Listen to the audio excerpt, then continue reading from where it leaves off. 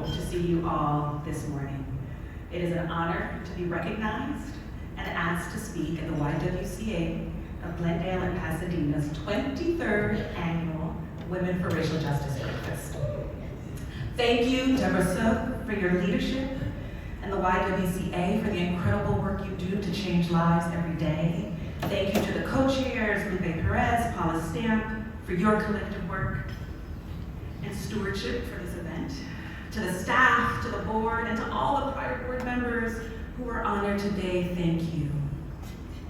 The YWCA is one of the largest and oldest women's movement organizations in the country, and as we heard from Deborah, the YWCA Glendale Pasadena has been doing this work for over 100 years collectively, and today remains dedicated to eliminating racism and empowering women as part of that pathway to promote peace, justice, freedom, and dignity for all. I just had to say that because that is something to applaud and to celebrate.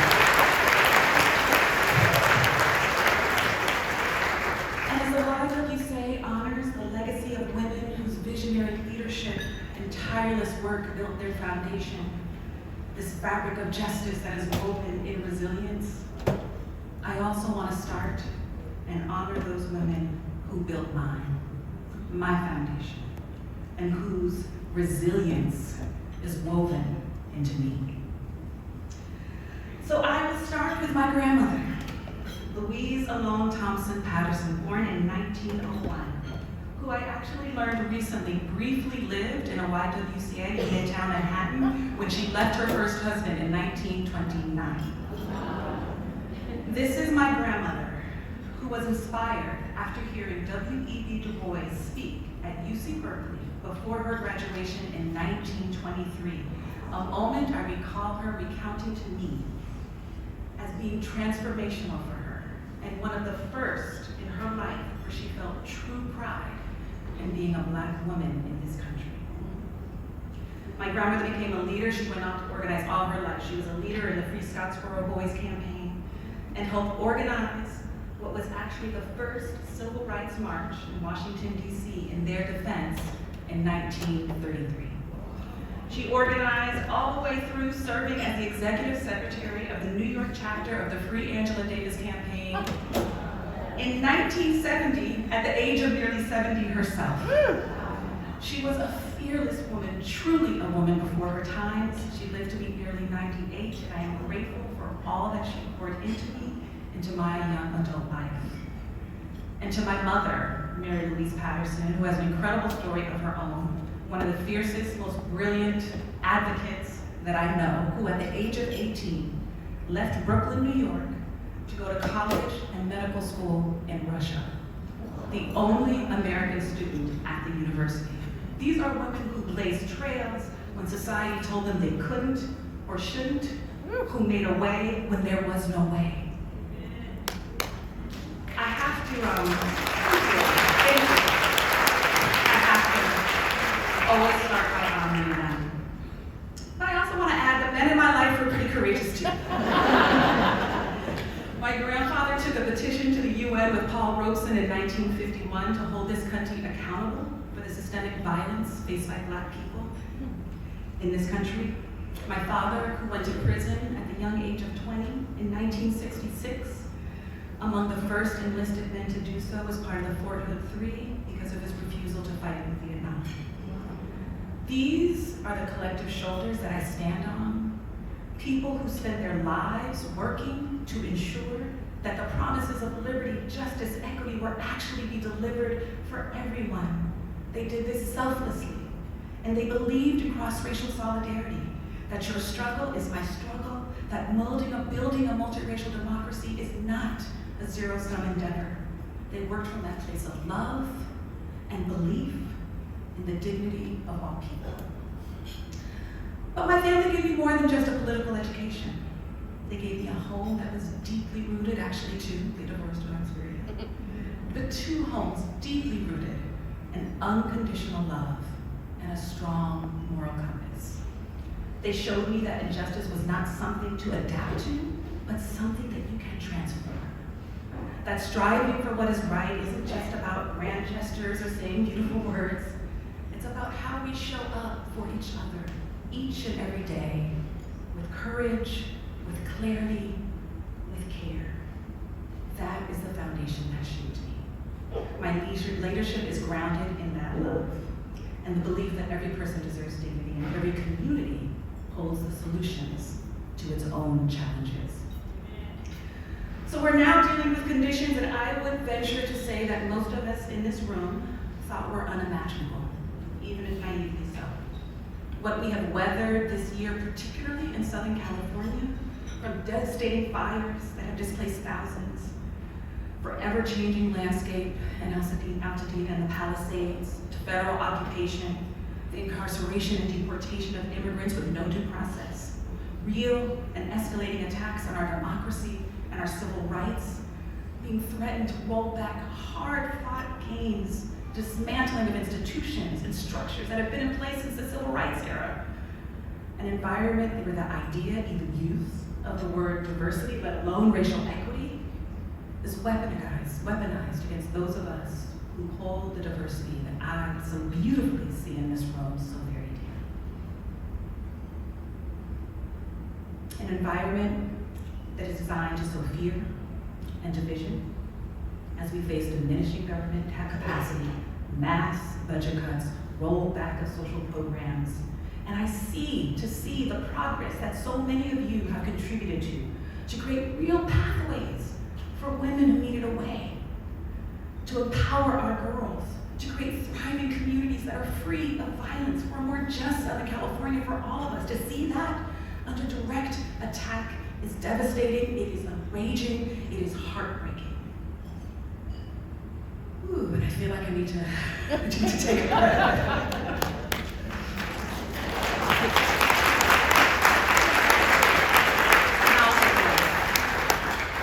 Because I know that we cannot retreat.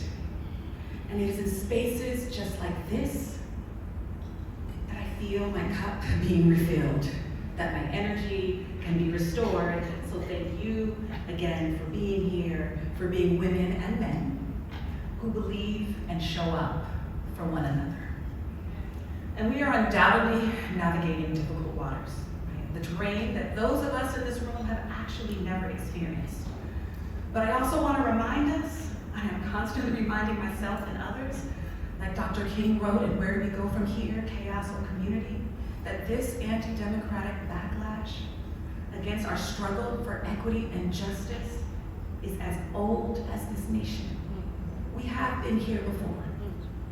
Backlash and regression, it has always been a part of the work towards progress and true justice for all in this country. And I do not diminish the real harm and fear that people face on a daily basis right now. And I recognize the privileged position that I stand in. But know that we have made progress. It has never been a straight line in this country. And if we look back, as Angel said, we are all a part of that long arc that we are bending towards justice, and we must continue that work.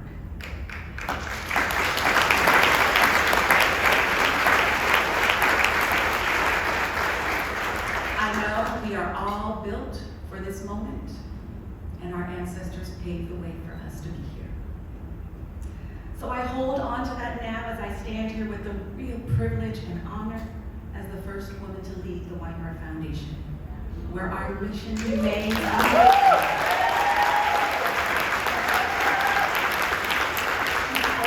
with communities across Southern California to advance racial, social, and economic justice for all. And in this moment, when many are in a place of retreat and fear, it is more important to me than ever that we stand as an example of what it looks like to remain steadfast in this commitment to justice for all. And in this work, knowing that we are and will be on the right side of history and have the opportunity together to make history. Now, I frequently say, at the root of the word philanthropy is love and humanity. And for me, the truest demonstration of that love and our belief in what this country can be is to remain unwavering in that commitment to humanity, that we cannot concede our vision of what is possible for all of us.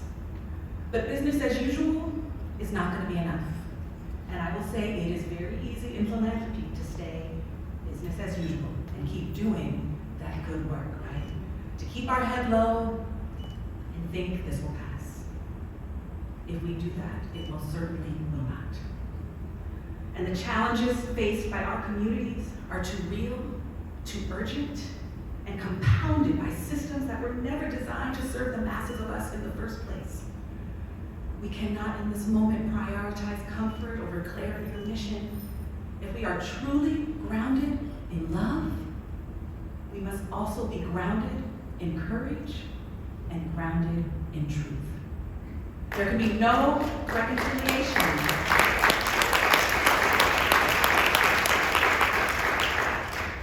There can be no reconciliation in this country without truth.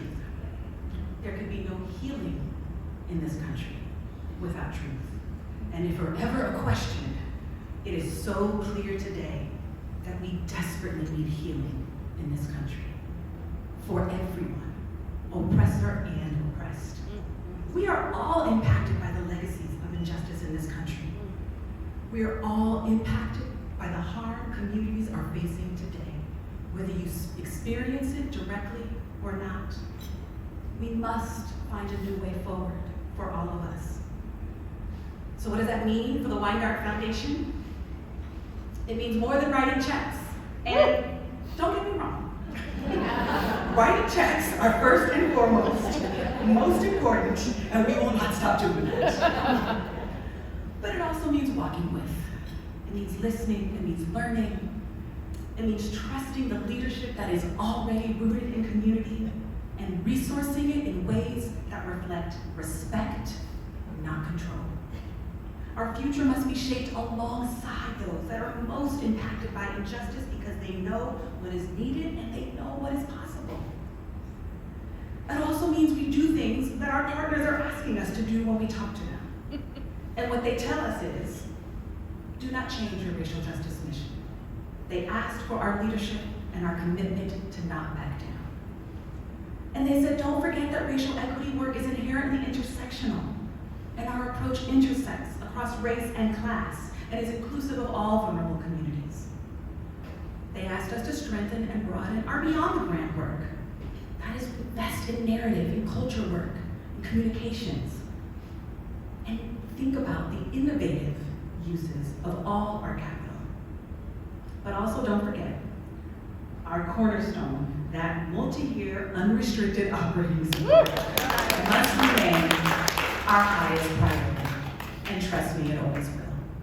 But we can ask the question, how many more years can we add to that multi-year support? Woo! And they asked us to own our role as a player in this movement and to work to organize the field toward that shared vision. It means we remain steadfast and find ways to invite people in to developing the shared vision that is centered around a commitment to a Southern California with a thriving multiracial democracy where no one is marginalized based on their identity, that all people in every community have the dignity, the resources, the power, the opportunity to fully thrive. A community that is, yes, free from poverty and violence, where we are all housed. All children have pathways to success, and they are seen and they are loved. And our systems are actually built to deliver that to everyone. And if philanthropy is truly going to be a vehicle to help drive that kind of change, that kind of transformational change, that has to come only from the ground up. It also needs the humility to transform itself. That is also the work that we are committed to doing at Weingart Foundation. Not just funding the change, but being willing to change ourselves. We need to remove barriers to access, relinquish control, and truly act and develop processes that demonstrate trust and respect for the community who actually hold the solutions, but not enough of the financial resources. That also means we must tell the full story. not just of where we are, but how we got here, how wealth was created and extracted. Naming history, though, is not about blame. It's about responsibility. Responsibility to ensure that the resources we hold are truly put to work for justice. Responsibility to stay proximate to the people that were most impacted and to follow their lead. Responsibility to make sure that the harmful parts of our history are not repeated. And that remains our mission. And that means our mission does not stop at the 5% that we are mandated to give from our endowment for grant making, but that we align all of the capital that we hold with mission. That means mission-related and program-related investments.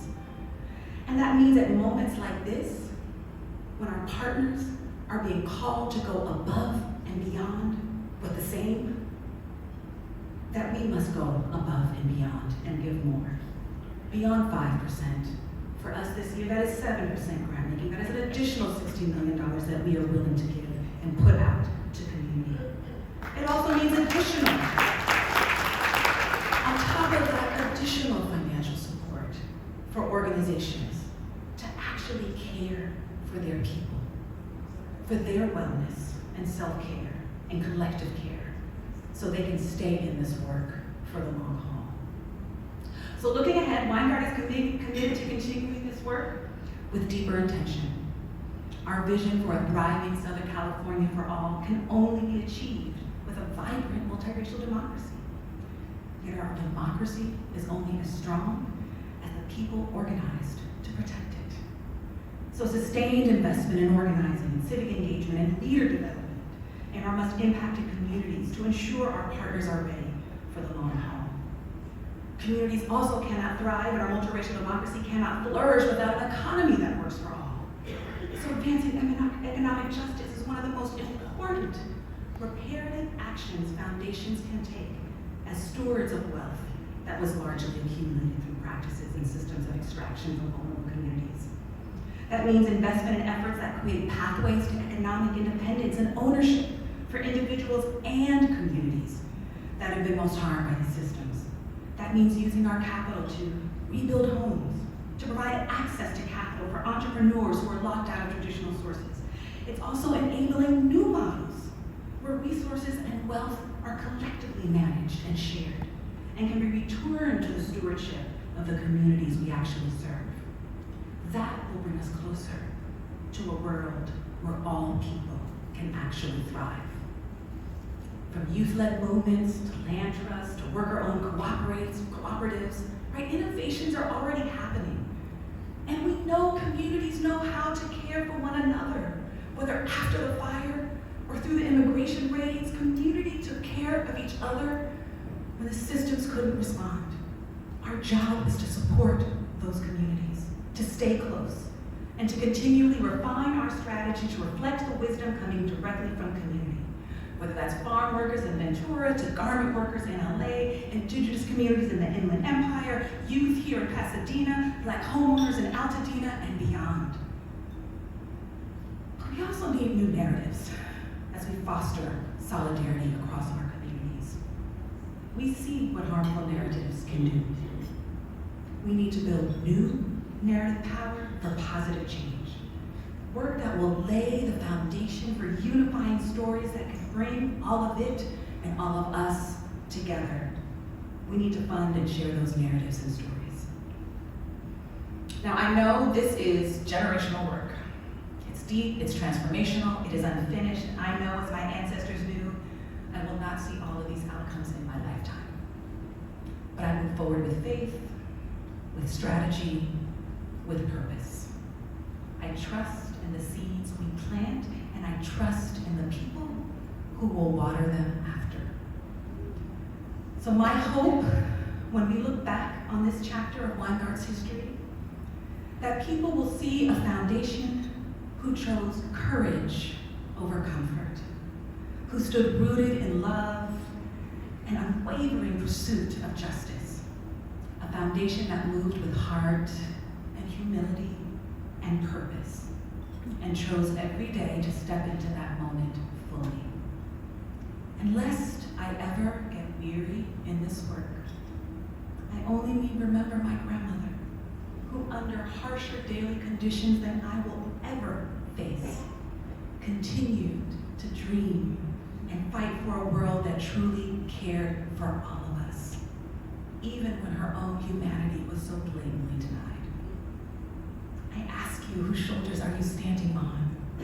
Because every one of us in this room, I know, have ancestors who paved a way, who had to make sacrifices to allow each of us to be here, no matter where they came from. That is a source of real strength, and their resilience is woven through all of us. I'm looking at my colleague and my friend Shane right in front of me, who I had dinner with the other night and shared that sentiment I feel so deeply.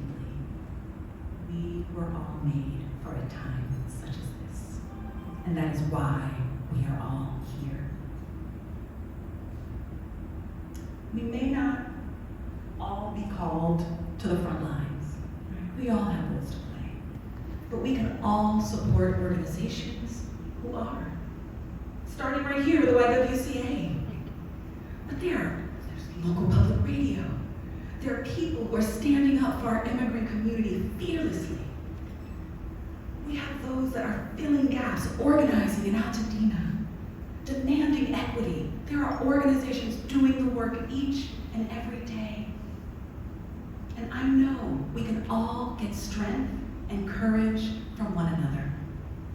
The fabric of justice is woven in our collective resilience. And as Deepak Bhargava, president of Freedom Together Foundation, likes to remind us, yes, fear can be contagious, but so is courage. So let us take courage from one another in community with each other. Our power is our solidarity and our ability to share that collective vision of what we know is possible. Together, the future that we envision of peace, of justice, of freedom, of dignity for all, it is possible if we can all find our role to play. At a time when everything is being torn down, we can be the ones to create anew. And as Rosa Parks once said, to bring about change, you must not be afraid to just take the first step. We will fail when we fail to try. So let us all take another step today towards that vision. Invest in or join better an organization that is doing work in your community. The vision to fulfill the promise of this country continues right here with us. And I promise you, with whatever time I have left, I am committed to driving towards that vision. I hope that you will all take that next step with me. Thank you.